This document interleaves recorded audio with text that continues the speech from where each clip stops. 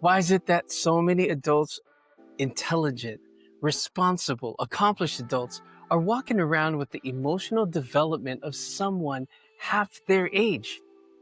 Why do people who can run companies, build families, lead teams, and manage enormous responsibilities struggle to handle conflict, sit with their own emotions, or navigate anything that feels vulnerable? Now, if you've ever looked at your own reactions and thought, why am I still responding like this? Or maybe you know people that respond this way. Hey, you're not alone.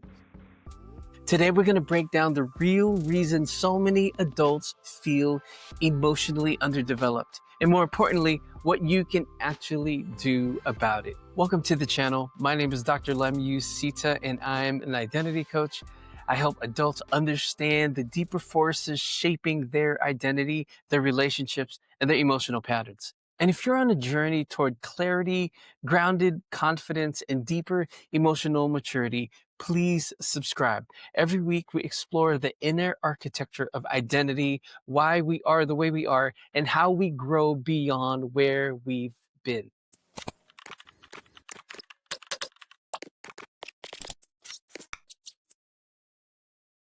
Now, here's the real reason emotional development stops when emotional safety stops.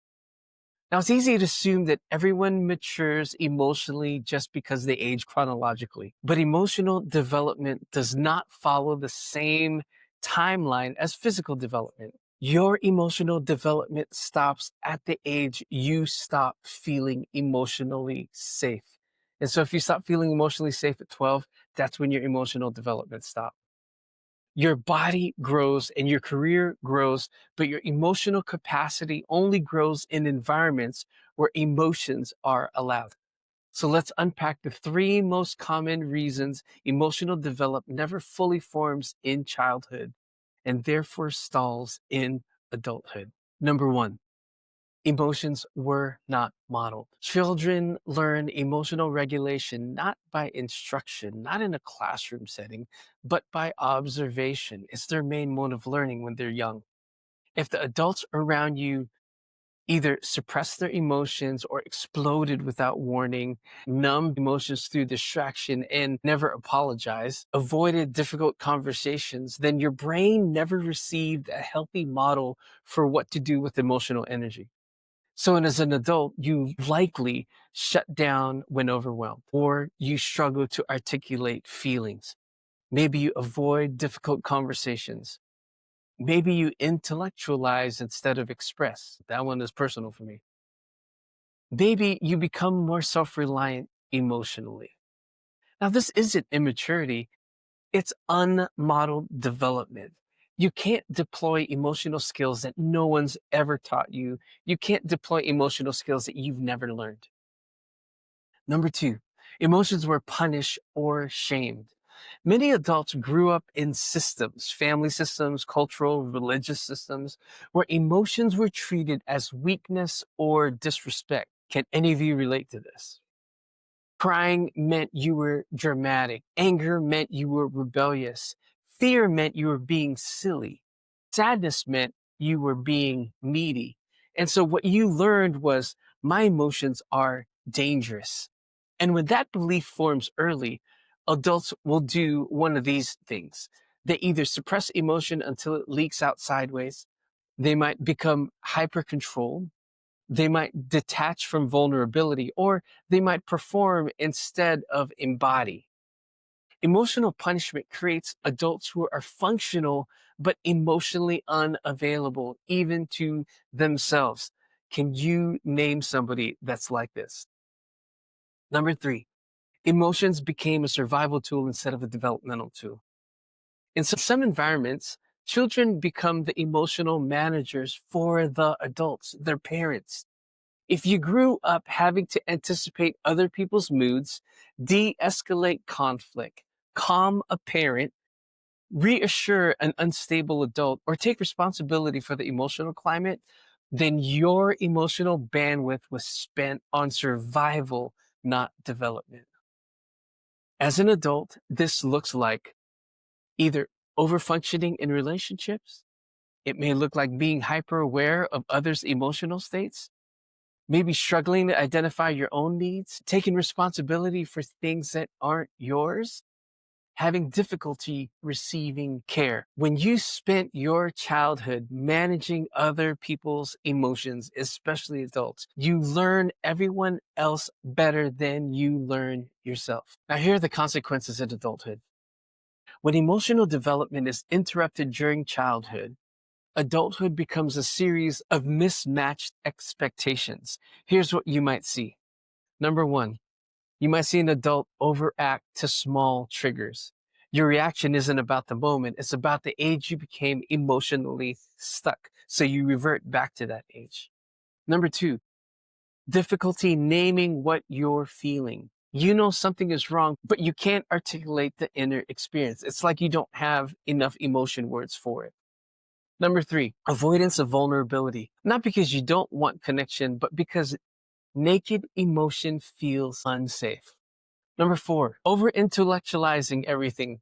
You can explain your emotions, but not experience them. You have all the words to describe what it is, but you don't feel them. Number five, emotional fatigue. Because you're constantly managing energy, you never learn how to regulate. This is why so many high functioning adults feel drained, confused, or behind emotionally, despite them being successful, disciplined, and deeply committed. Now, after years of teaching ministry, leadership, identity formation, I started seeing a consistent pattern. People weren't emotionally immature, they were emotionally interrupted. And there's a massive difference. Emotional maturity implies deficiency, something's wrong with you. But emotional interruption implies context, something happened to you. You're not emotionally behind. You're just emotionally unfinished. Now, once people realize this, identity work becomes clearer. It becomes kinder. It becomes far more effective because you actually have context for the work that you have to do. Now, here's how to restart your emotional development. Emotional development is not fixed. You can grow at any age. Here are three actionable steps to begin the process. Number one, begin naming your emotional experience. Adults who miss emotional modeling can often think just in categories of good or bad, right or wrong, okay or not okay. Instead, build vocabulary around all the emotions: frustration, worry, disappointment. You were overwhelmed. You were sad, shame, hope, longing. Some of you might need to get a list of emotion words. I had a list on my phone that I would just go to when I needed more words than I had in my mind. Take 60 seconds at the end of your day and name three emotions you experience, even if they feel small. This begins rewiring your awareness. Number two, practice safe expression in low stakes environment. Don't start with the hardest conversations in your life. Just start with acknowledging frustration when it comes and it happens inside of you. Or maybe sharing uncertainty. Maybe admitting fatigue, confiding a small fear. Emotional development thrives on repetition, not intensity. So share one small emotional truth with someone today. No fixing, no defending, just express and build that practice of expressing your emotions. Number three, identify the age your emotional development stalled. This is so powerful. Ask yourself, when I get triggered, how old do I feel? Not how old you are, but how old do you feel? That age likely represents the emotional moment where safety stopped. When you notice a reactive pattern, pause and say, so this reaction is coming from you picked your age where emotional development stopped. This is my 7-year-old self. It breaks the automatic cycle and creates room for new development. Now, if anything in this episode helped you name something in your story, please subscribe and stay connected. This channel exists to help you understand the deeper structures of your identity and how to rebuild from the inside out.